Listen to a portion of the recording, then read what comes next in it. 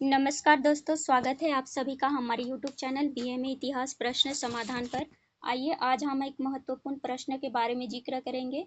वो है जैन धर्म का वर्णन करें। जैन धर्म का वर्णन करें अथवा महावीर स्वामी के शिक्षाएं। महावीर स्वामी के शिक्षाएं अथवा जैन धर्म के सिद्धांत और दर्शन का वर्णन करें। जैन धर्म के सिद्धांत और दर्शन का वर्णन करें। आप देखते हैं इनका आंसर क्या होता है कि जैन धर्म से संबंधित या महावीर स्वामी के शिक्षा से संबंधित यदि कोई भी प्रश्न पूछ लिया जाता है तो आप इस आंसर को दे सकते हैं या फिर इसी तरीके से समझ के लिख सकते हैं। आइए शुरू करते हैं।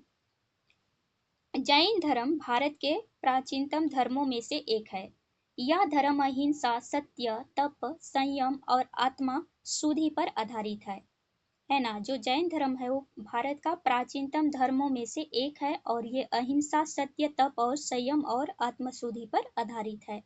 जैन धर्म का मुख्य उद्देश्य मनुष्य को जन्म मरण के बंधन से मुक्त करके मोक्ष की प्राप्ति कराना है। इसका उद्देश्य जो है ना, मनुष्य को जन्म मरण के बंधन से मुक्ति करके मोक्ष की प्राप्ति कराना है। यह धर्म सिखाता है कि हर जीव, चाहे वह मनुष्य हो, पशु हो, पक्षी हो और सूक्ष्म जीव, सब में आत्मा होती है, इसीलिए किसी को भी कष्ट नहीं पहुंचाना चाहिए। मतलब हर जीव में आत्मा होती है, किसी को भी हमें कष्ट नहीं पहुंचाना चाहिए, ये हमें सिखाते हैं।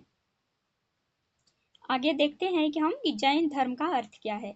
जैन धर्म का अर्थ क्या है। जैन जैन शब्द जो है वो जीन से बना है। जैन शब्द जीन से बना है। जीन का अर्थ होता है जिसने अपने मन, इंद्रियों, वासनाओं और मोह पर विजय प्राप्त कर ली हो। अपने मन से भी, इंद्रियों से भी, वासनाओं से भी और मोह से भी विजय प्राप्त कर ली हो, उसे जीन कहा जाता है।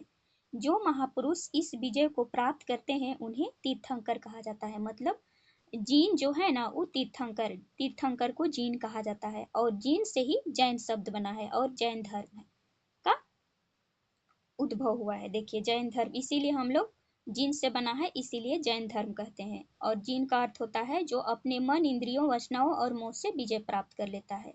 तो जो हमारे तीर्थंकर है ना, उन्हें ही जीन कहा जाता है। अब आगे देखते हैं कि जैन धर्म का उत्पत्ति कैसे होती है। जैन धर्म का की उत्पत्ति। जैन परंपरा के अनुसार 24वां तीर्थंकर महावीर जैन थे। जैन परंपरा के अनुसार 24वां तीर्थंकर महावीर थे। जैन धर्म के प्रथम तीर्थंकर ऋषभदेव थे। इनको जैन धर्म के संस्थापक भी कहा जाता है, ऋषभदेव जो प्रथम तीर्थंकर थे। लेकिन इसके विषय में अधिक जानकारी प्राप्त नहीं हुई है। जैनियों के 24वें तीर्थंकर पार्श्वनाथ थे, जिनके संबंध में भी विशेष जानकारी हमें नहीं मिलती है। देखिए प्रथम तीर्थंकर के बारे में या फिर 23वें तीर्थंकर के बारे में हमें अधिक जानकारी नहीं मिलती है। यद्यपि जैन धर्म की जड़ें बहुत पुरानी है, लेकिन इसे व्यवस्थित और व्यापक रूप देने का कार्य महावीर स्वामी ने किया है। ये बहुत पुरानी धर्म है, किंतु इन्हें व्यवस्थित और व्यापक रूप देने का कार्य जो है वो महावीर स्वामी ने किया है। ये है। अब हम आगे देखते हैं कि महावीर स्वामी कौन थे, इनका जीवन कैसा है था। महावीर स्वामी जैन धर्म के संस्थापक नहीं थे। मतलब ऋषभदेव थे, ये महावीर स्वामी थे ना, ये जैन धर्म के संस्थापक नहीं थे, वरन इस धर्म के अंतिम तथा 24वें सर्वाधिक प्रसिद्ध तीर्थंकर थे। ये सर्वाधिक प्रसिद्ध तीर्थंकर थे और 24वां अंतिम तीर्थंकर भी थे। गुरुओं ने इस धर्म से अपेक्षित सुधार लाकर इसे व्यापक स्तर पर प्रचार किया। गुरुओं द्वारा इस धर्म को सुधार लाकर व्यापक स्तर पर प्रचार किया गया। एक परंपरा के अनुसार इनका जन्म 540 ईसा पूर्व में वैशाली के पास पूर्णग्राम में हुआ था। 540 ईसा पूर्व में वैशाली के पास पूर्णग्राम में हुआ था, जो बिहार में है। इनका बचपन का नाम वर्धमान था। इनके पिता सिद्धांत थे और माता त्रिशला थी। वैशाली के एक प्रसिद्ध लिच्छवी शासक चटक की बहन थी। इस प्रकार महावीर स्वामी का संबंध राज परिवार से कहा जाता है कि महावीर स्वामी का विवाह यशोदा के साथ हुआ था। उनका पत्नी का नाम यशोदा था। उनका गृहस्थ जीवन था, है ना। उनके पुत्री भी थी, किंतु अपने माताजी के मृत्यु के बाद महावीर ने 30 वर्ष की आयु में गृह त्याग कर दिया। 30 वर्ष की आयु में उन्होंने घर त्याग कर दिया और अगले 12 वर्षों तक घोर तपस्या की और 42 वर्ष के आयु में उन्हें केवल्य ज्ञान की प्राप्ति हुई। केवल्य ज्ञान की मतलब उच्च ज्ञान की, सर्वोच्च ज्ञान की प्राप्ति हुई। केवल्य मतलब सर्वोच्च ज्ञान। इसके द्वारा उन्होंने सुख दुख की मुक्ति प्राप्त कर ली, सुख दुख में वो मुक्ति प्राप्त कर ली इसके द्वारा, केवल्य के द्वारा। इस विजय के कारण उनको महावीर या महान वीर अथवा जिन कहलाए। इसी विजय के कारण वे महावीर भी कहलाए और महान भी कहलाए और जिन भी कहलाए। और इसके उसके अनुयायियों को बाद में जैन कहा जाने लगा। उन्हें जीन कहा जाता था और उसके जो अनुयायी हुए उन्हें जैन कहा जाने लगा। फिर पैराग्राफ चेंज करके हम देखेंगे कि महावीर ने अपने जीवन काल के बाकी 30 वर्ष धर्म उपदेश में व्यतीत किए थे। जो बाकी 30 वर्ष था उन्हें अपना धर्म उपदेश में लगा दिए। उन्होंने कौशल, मगध, मिथिला, चंपा आदि कई प्रदेशों में घूम घूम कर अपनी शिक्षाओं का और जैन धर्म के सिद्धांतों का प्रचार किया। कई प्रदेशों में घूम घूम कर अपने शिक्षाओं का और जैन धर्म के सिद्धांतों का प्रचार किया। सन 468 ईसा पूर्व में 72 वर्ष की आयु में राजगीर के समीप पावापुरी में उनका निधन हो गया। ये है। फिर आगे देखते हैं कि महावीर स्वामी के शिक्षा अथवा जैन धर्म के सिद्धांत। पहला है अहिंसा, दूसरा है अमृता, तीसरा है असत्य, चौथा है अपरिग्रह। देखिए, और पांचवा है ब्रह्मचर्य। पहला तो है अहिंसा। अब हम एक एक को डिटेल से समझते हैं। अहिंसा अर्थात जीत या हिंसा ना करना, जीत या हिंसा ना करना। जैन धर्म का सबसे बड़ा सिद्धांत है अहिंसा परमो धर्म।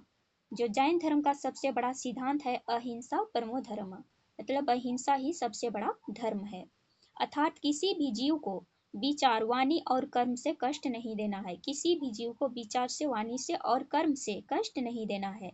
ये है अहिंसा।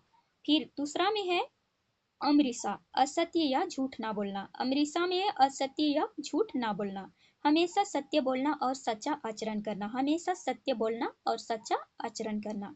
फिर तीसरा में है असत्य अर्थात चोरी ना करना। असत्य अर्थात चोरी ना करना। जो वस्तु हमारी नहीं है उसे बिना अनुमति ग्रहण नहीं करना है।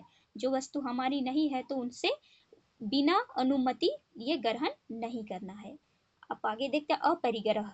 अपरिग्रह में क्या है? अर्थात संपत्ति अर्जित नहीं करना। अपरिग्रह संपत्ति अर्जित नहीं करना। अत्यधिक संपत्ति, वस्तुओं या इच्छाओं का संग्रह नहीं करना है।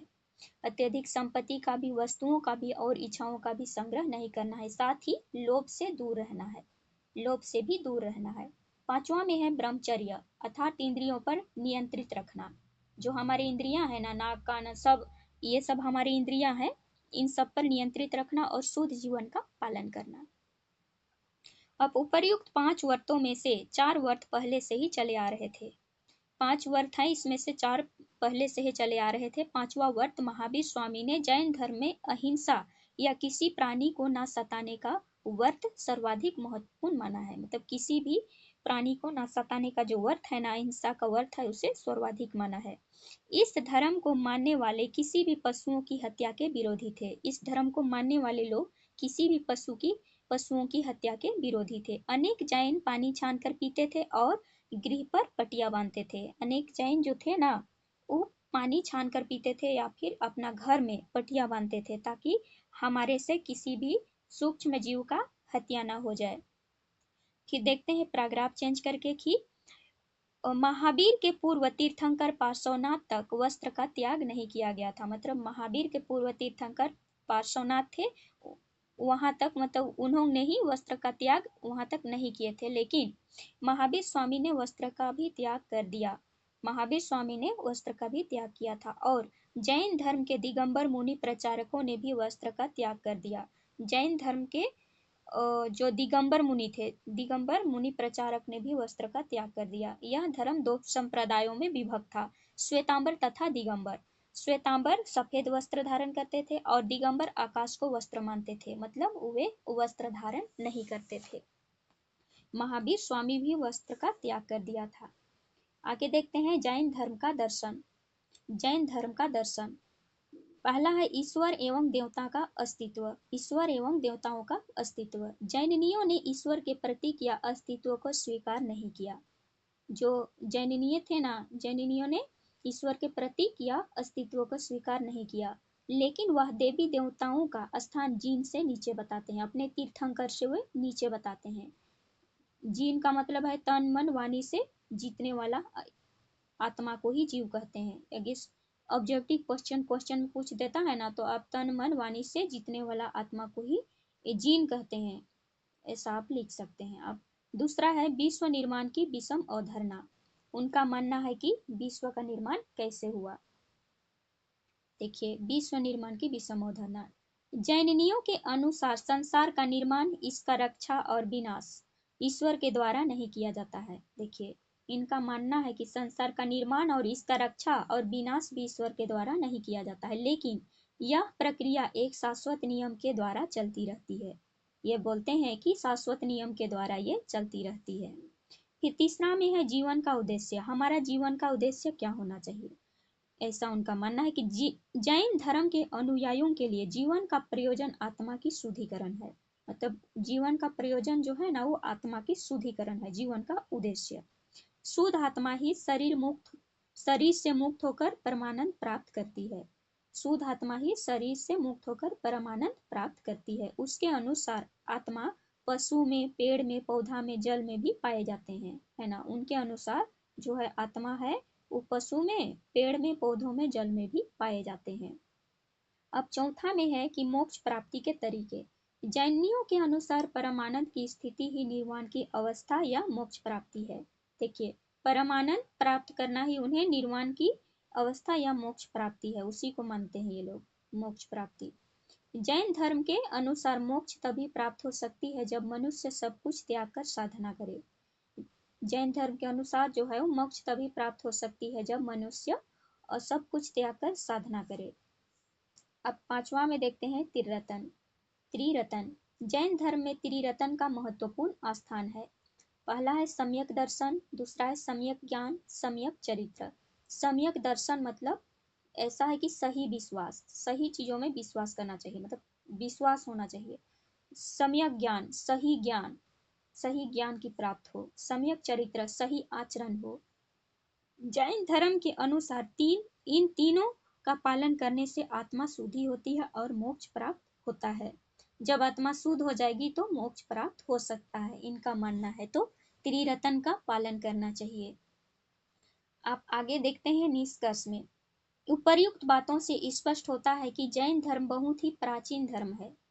इस धर्म के उपदेश आम जनता तक पहुंचाने के लिए प्राकृति और अर्धमागधी भाषाओं का उपयोग किया गया। उस समय प्राकृति और अर्धमागधी भाषा का प्रचलन था, तो उन्होंने इसका प्रचार के लिए प्रकृति और अर्धमागधी भाषाओं का उपयोग किया। इससे यह धर्म जन साधारण में लोकप्रिय हो गया। और जैन धर्म का मुख्य उद्देश्य था कि जन्म मरण के चक्र से मुक्ति पाना और कर्म बंधन से छुटकारा और आत्मा की पूर्ण शुद्धिकरण, इनका उद्देश्य था। अगला वीडियो में हम देखेंगे कि जैन धर्म का प्रचार कैसे होता है, जैन संघ के द्वारा और जैनियों के सदस्यों के द्वारा। और देखेंगे कि जैन धर्म का योगदान कैसा है, किस किस क्षेत्र में है, धार्मिक क्षेत्र में, सामाजिक क्षेत्र में, आर्थिक क्षेत्र में, कला के क्षेत्र में, साहित्य के क्षेत्र में। अगला वीडियो में आप